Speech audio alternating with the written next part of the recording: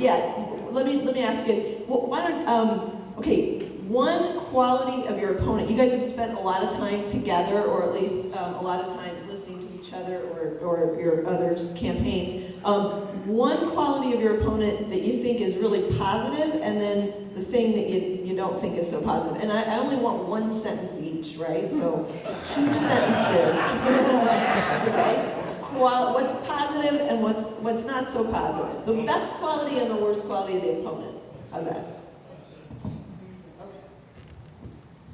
You guys seem like you want to compliment each other a lot. Of course we do, don't we? Seems like it's very nice. Listen, I honor anybody that served our country. Anybody that's a veteran, anybody that served our country, I feel that they did the right thing.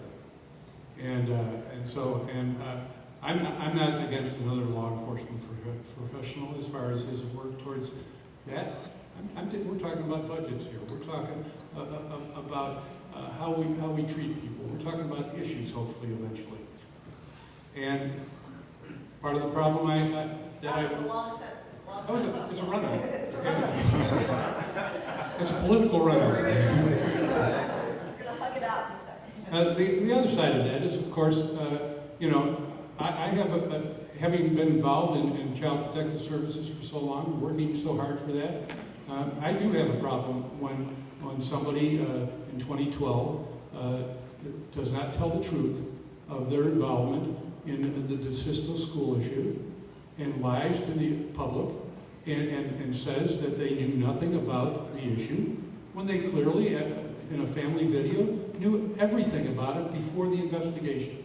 And so I have a major problem with that. Adults have a responsibility to children to make sure that they're cared for appropriately, especially when they're under their responsibility. So say something nice. First, I want to say, Tom, I'm really proud of you that you showed up here today. And I'd like you to reinforce that and show up to these other debates that you've been invited to so we can have this debate about issues and about what really matters to the people out here, about jobs and the economy. I want to hear about border security, illegal immigration, some of those things that you've taken votes on. And what's negative is that you don't tell the whole truth. And here we have, this is 1,700 pages, folks. That is news to me. And in fact, what you just said not only is not truthful, in law enforcement, this is what we call a clue, right? In an investigation, you have people who are interviewed, who are deposed. In this investigation from 15, 16 years ago, I'm not even in here. And what he just said is a lie. And he's done this smear attack publicly. Instead of talking about coal, jobs, all of the issues that matter to us here, and about veterans, he talks about something here. And in fact, at the end of the day, I was only mentioned in there because I had a car at the school, that nobody who was interviewed or deposed was ever found responsible for anything. Nobody was charged for anything. Yet it sounds really outrageous when you talk about it 15, 16 years later. And it's in an effort to attack me. I won a primary, hard fought. There was 8 of us who started, ran against some powerful people. $4 million was spent, folks. $4 million. And I emerged because we had a strong win here in Pinell County, 2-1 victory. We won in Pima County, in Gila County, and other places. And because they saw through the smear attacks, I emerged, and instead of his allies introducing him, they attacked me, personally and professionally. We've had enough of that in this country.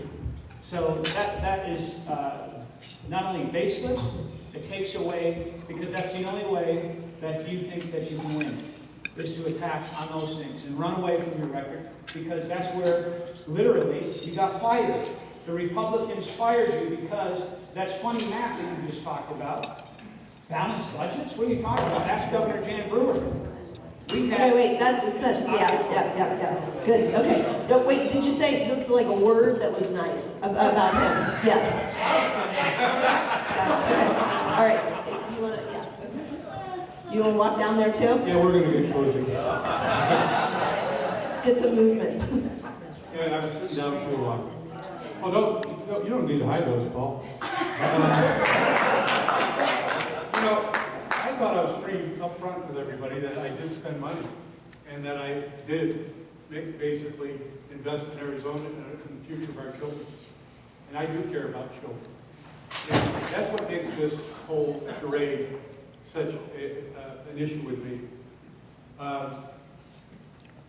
Mr. Babu was headmaster and executive director of the school from 1991 to 1999 to 2001. Under his tenure, the state of Massachusetts started an investigation. Mr. Babu left the school before that period. In 2012, when he dropped out of his election for Congress in Congressional District 4, he made it very clear, and this came out originally, that he knew nothing about it. Not one thing about it. He was a business person. He knew nothing about what happened on this campus. That was a very small campus. And then he goes on to identify that he, again, reiterated, I should say, only businessman. Nothing to do with all the other things that were going on in campus. Only to find out that when he applied for the Chandler Police Department, he said in his own writing that he was in charge of 80 people on campus, that he had responsibility for 3 directors under him, and that he was the person in charge that dealt with legal issues on the campus and business issues. And then in 2016, a video comes out from the family that says, a 27-minute video, where he goes into great detail about cornering and cheating and other inhumane and abusive conduct that was being done on that campus. He knew each and every bit of it. And this was before the results of the investigation even came out. Now, I don't know about anybody else, and I don't know about the 1,700 pages here that are now on the floor. But, right, 1,250 now. I don't know about those as far as anything other than the fact that I was a homicide investigator for 7 years. I know all about investigations. And when somebody looks to me in a camera and says, I knew everything about it, that's evidence that they knew everything about it, especially when the investigation hadn't even been completed. And so I don't think it's appropriate to be lying to the taxpayer and the Arizona voter, and I don't think it's appropriate to have been in a position of authority to be able to stop inhumane and abusive treatment to children, especially at-risk children, with psychological problems and behavioral problems, and still think that you should be able to run for Congress. All right, Just don't think that. Senator, let's, Sheriff, do you want to respond to that? But let's Absolutely. just finish Well, this. on that, While important, let's so wrap much this for talking about the issues, right? Well, here you also have a signed affidavit by one of the foremost forensic psychologists in Massachusetts that said the allegations were false and they did not occur. Now, if they're a 1,700-page investigation and you're such a strack investigator, why wouldn't charges come from that? And that is the evidence. The fact that I'm not even in here, and we have a letter from the comptroller saying that. And here, years later, to say all this occurred as if it's fact. Did you read 1,700 pages, Tom? Did you read these 1,700 pages? Did you? Okay, well, all right. Well, here's why. Jordan Rose was my attorney. Folks, this is a complete smear. The fact that he can sit there and not answer that question and make an allegation to that degree against me and my character, when not only nobody was charged, when you have evidence that proves that it didn't happen, and I wasn't even included there, and this investigation, what isn't true, started years before I was there, and ended after I was an employee. I'm not your So that's- attorney now, but let's stop. Okay. Okay. Good. So, as a non-biased moderator, let's question on the table is, and we have time for one more question. I'm not asking these questions. I'm telling you, these are awful. If you guys want to read them, yeah. Okay. Is Resolution Copper, and Resolution Copper's here in the room today. Dave, thanks for being here. We appreciate everything you guys are doing. I am biased on that because I do represent them, so I want to disclose that. Tell us your opinion on Resolution Copper, which is, trying to expand in our great town of Superior. And obviously, I know what the answer is. Do you really? Yes, right answer. One forensic investigator in the entire state of Massachusetts filed child No, that's the resolution. Copper. that something occurred. So, I understand. And I appreciate the conversation. I think everyone in the audience has really appreciated, right, this Resolution conversation. Copper. The bill is very simple. It's been passed. There is an environmental impact study that's going to be undergoing for the next 5-6 years. I will continue to review that study, and as most people know that are involved in this, even if the study comes back with negative results, there's mitigation efforts that can be done. We need to make sure we respect the concerns of the San Carlos Apaches in relationship to their sacred site, but mitigation can handle that, and we need jobs in this district, and we need to move forward with it in an appropriate way. Thank you. Thank you. That's easy. I support it. Not only it's in Pinell County, the jobs that it means for our future, it'll be the largest taxpayer in the state of Arizona. That's the way we grow our economy. And this is a proud history, not just of Pinell County, but in Arizona for mining. And this is where I support mining, all mining, not just copper or other precious minerals, but coal. And so we're going to have that debate continue. My opponent has, for the past 5 years, been head of an environmental group. And I describe him as a radical environmentalist. Okay, that would take more land and give it to the federal government. All right. Let's do, we got 1 minute each for a wrap-up, okay? And I know that's very short, but you guys have said a lot today. And Westerholt and Hillary and Trump have nothing on this debate. So they thought that was going to be the Super Bowl, but I think this is the pre-Super Bowl. So Senator or Sheriff, and either of you guys want to go? Oh, okay. Sheriff goes first, all right. I can say it's been an honor to serve as sheriff. Know that I will always put our citizens, our country first. When it comes to not only local safety, national security, I want to rebuild our military, I want to set priorities, and I want to tackle the deficit that literally shackles the strength of our country, our economy.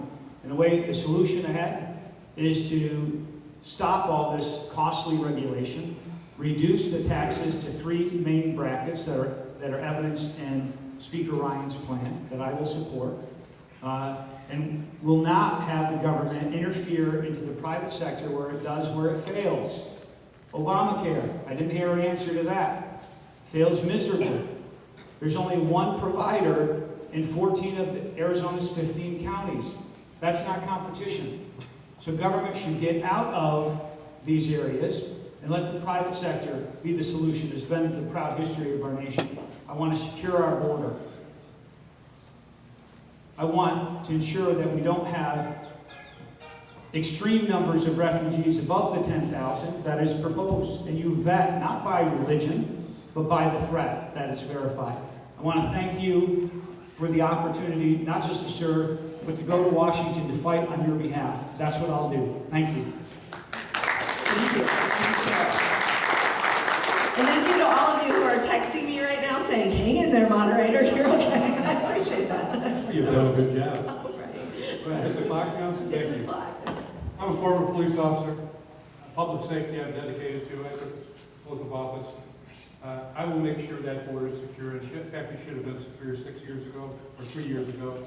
It shouldn't be waiting now. We had a bill that funded it, and they didn't let it through Congress. I want to see health care for Americans, and the Affordable Care Act is a vehicle. It's not perfect. It needs to be worked on, but Congress needs to come together to work on it. the benefit of our businesses and the people of America, and not do this political infighting as they've been doing, and making it part of a political discussion instead of a discussion of solving problems. And I want to thank you for being here today, to listen to us, find out a little bit more about me, to understand that I have always fought for business in this state and for the people of this state and for our children. And that's what I will continue to do on an ongoing basis. I have a record of doing it, and I will make sure that I'm back here all the time to make sure that we work together, whether it's I-10, I-8, the rail lines through here, to invigorate this economy as we've done in other sections of the state through investment and making sure that we diversify our economy. Thank you very much.